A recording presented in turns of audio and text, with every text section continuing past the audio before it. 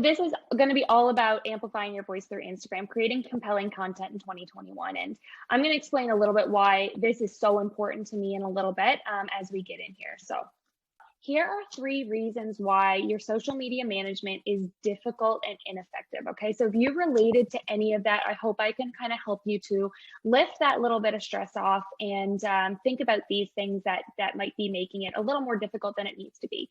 So the first thing is that you haven't really thought about a social media strategy that aligns with your business goals.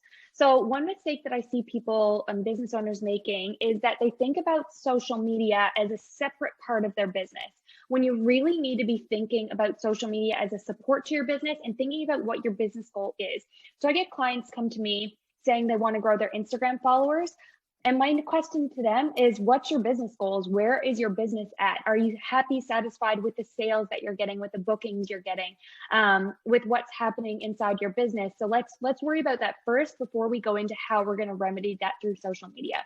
So always remember to create your social media strategy that aligns with your business goals. So think about what your revenue goals are, your booking goals, all of those things before you think about your social media. Next is you're trying to create everything from scratch rather than repurposing content or using inspiration. And here comes what Adam was talking about at first about, just using a system and using a strategy that's proven and that works.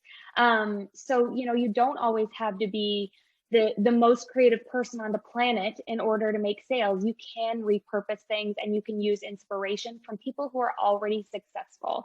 So that is something that's going to make your life a lot easier if you can repurpose and get inspiration from already successful places. And then finally, you haven't developed a system for moving people to a next step. You're trying to do everything at once. So you're trying to build awareness and create advocacy all at the same time. And guys, the thing is, we're in 2021, and this is probably something that was invented like, I don't know, a long ass time ago, but there's something called the buyer's journey, where it's basically like marketing psychology that basically says there's 5 steps in order for somebody to make a purchase or take a next step.